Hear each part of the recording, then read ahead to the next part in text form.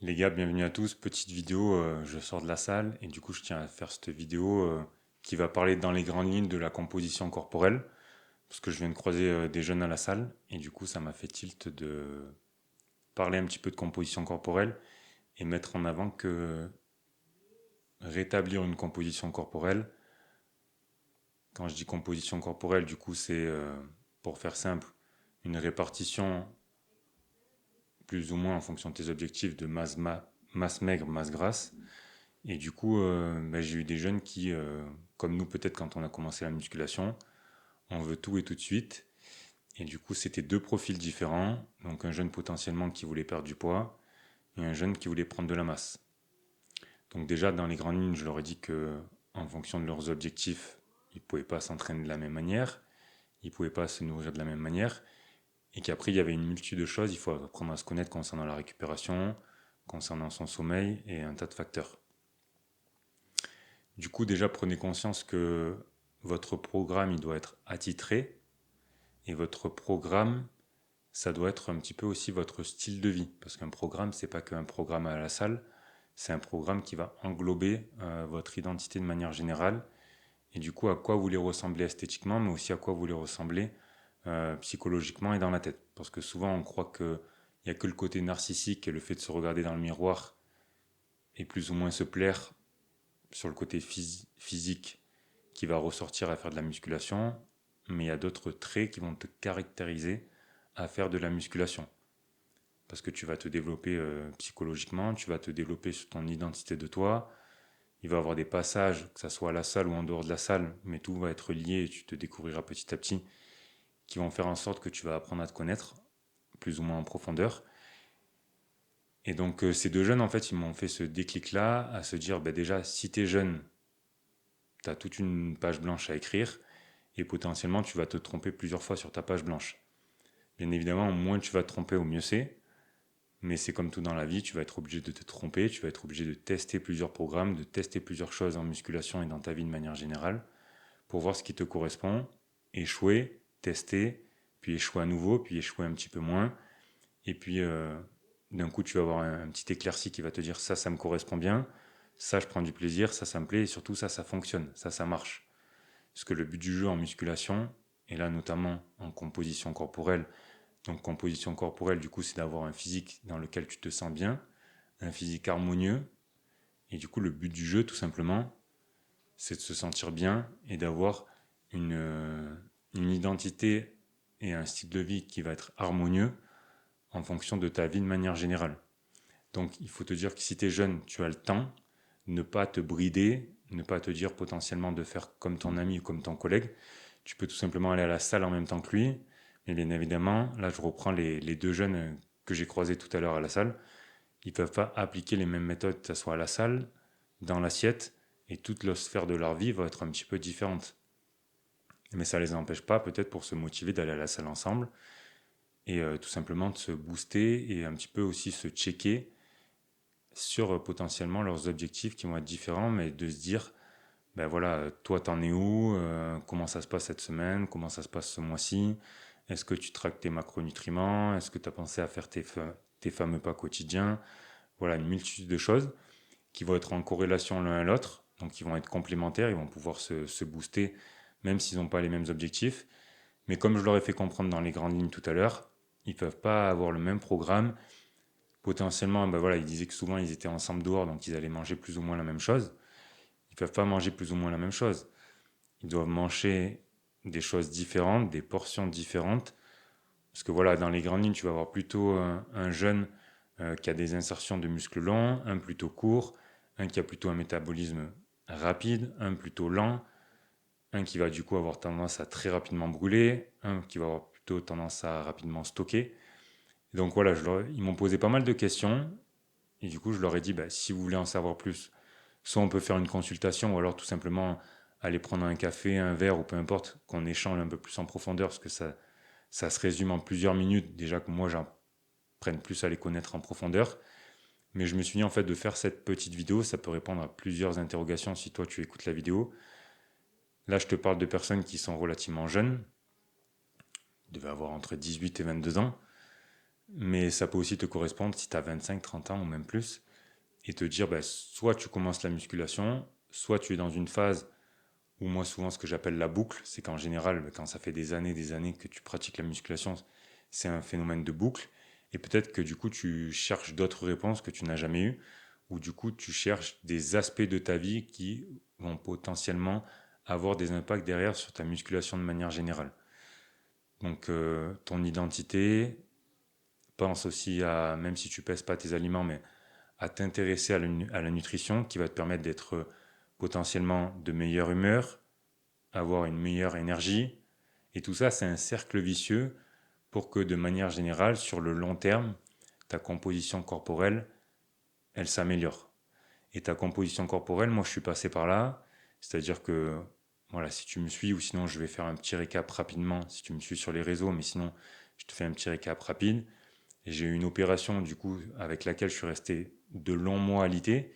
Et du coup, j'ai complètement fondu. Au niveau moteur, je suis reparti vraiment de zéro. Mais au jour d'aujourd'hui, voilà, ça va faire 3 ans que j'ai subi cette opération-là.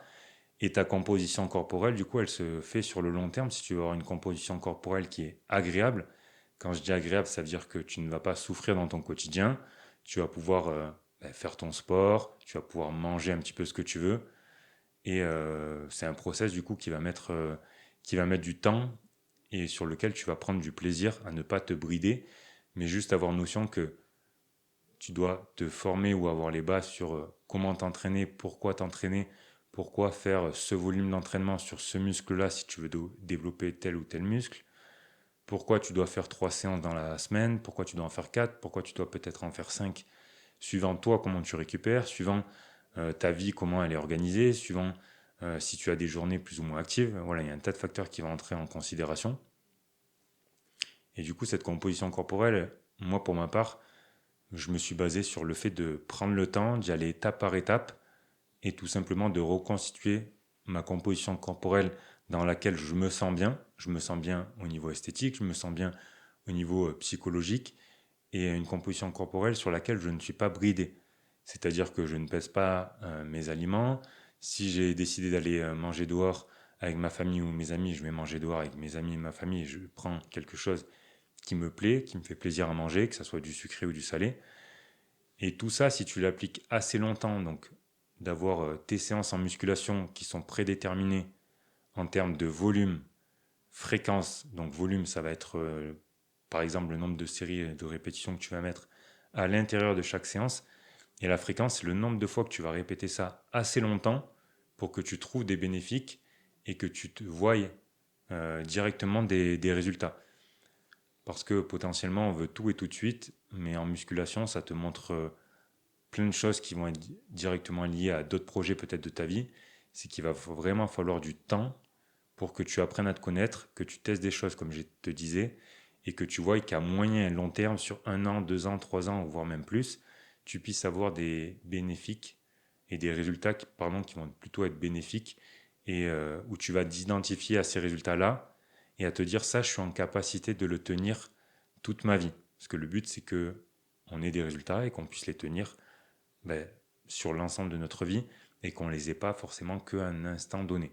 Alors tu comprends bien qu'il y a potentiellement des phases de ta vie où tu vas être plus ou moins bien, d'accord? Où ton sommeil va être plus ou moins réparateur, où ta manière de manger en fonction de ton rythme de travail ou alors de ton rythme si tu es étudiant vont plus ou moins être malléables et du coup tu vas pas avoir à chaque fois la même composition corporelle. Mais le but du jeu, c'est que au niveau des curseurs, donc ton volume d'entraînement, ta fréquence d'entraînement, au niveau de ton pilier de la nutrition, que tu aies les bases et les données et que tu rajoutes aussi le pilier de la dépense. Nous, on en a quasiment fait une identité puisqu'on en a créé un podcast spécifique sur la chaîne Les Fameux qui est le but d'avoir sa dépense journalière en faisant les fameux pas quotidiens. Donc ça peut être par le biais de la marche, mais aussi si tu as envie de varier, tu peux avoir de la dépense au travers, je sais pas, du vélo, tu peux aller courir si tu aimes courir, tu peux aller nager, enfin voilà, tu peux faire une multitude de choses qui vont te permettre, en plus de la musculation, d'avoir une dépense. Et du coup, ta dépense, à quoi elle va te servir? Elle va te servir à avoir une fenêtre au niveau des calories qui va te permettre de manger et potentiellement de manger de plus en plus et te dépenser de plus en plus pour faire tourner ton métabolisme. Ça peut être une option. Du coup, ça peut être aussi le phénomène de te dépenser pour avoir ta fenêtre de tes macronutriments ou plutôt de tes calories pour aller manger à l'extérieur et avoir un côté social qui est très important aussi dans la récupération du sportif et en musculation. C'est voilà, des fenêtres où tu vas déconnecter, où tu vas rigoler, où tu vas te plaisanter, où tu vas profiter de ta vie. Et de ta vie, c'est la manière dont toi tu veux vraiment en profiter. Ça peut être d'aller au cinéma, d'aller au restaurant, d'aller voir un concert, d'aller voir une pièce de théâtre, de partir en voyage. Et du coup, par exemple, si je te parle de partir en voyage, ta composition corporelle, si tu as les données, elle va même se transmettre lorsque tu vas partir en voyage, à faire toujours ton volume et ta fréquence dans ta semaine au niveau de ton entraînement, que tu aies les piliers au niveau de ta nutrition et que tu aies ta dépense. Et en fait, si tu inculques ça dans tes valeurs et tes principes et dans ton identité à moyen et long terme, en reprenant mon cas par exemple sur 3 ans, tu vas soit, me concernant par exemple, retrouver une composition corporelle, soit avoir une composition corporelle dans laquelle tu vas te sentir bien. Mais il faut que tu aies conscience de ce facteur X qui est le temps. Et donc, si toi tu m'écoutes au jour d'aujourd'hui, je fais encore une fois référence aux jeunes que j'ai croisés tout à l'heure dans la salle, qui voulaient, comme d'une baguette magique, avoir toutes les informations en un temps record, en l'espace de 5 minutes. Déjà, il n'y a pas de baguette magique, comme je te l'ai dit, en fonction de tel ou tel profil, ça va changer. Et puis, il faut être plus dans l'écoute de soi, plus dans l'écoute des autres. Qu'est-ce qui marche sur un tel, qu'est-ce qui marche sur moi. Peut-être que moi, je peux prendre un petit peu d'une personne et que dans l'échange, je vais apprendre aussi un petit peu plus sur moi. Et après, ce facteur X, dans tous les cas, c'est le temps. Et il faut que tu te laisses le temps d'apprendre sur toi-même. Et surtout, le facteur X, le temps de répéter assez longtemps les choses pour avoir une composition corporelle qui va te permettre de te sentir bien. Mais vraiment, ce facteur X, le temps, il faut que tu l'aies en considération.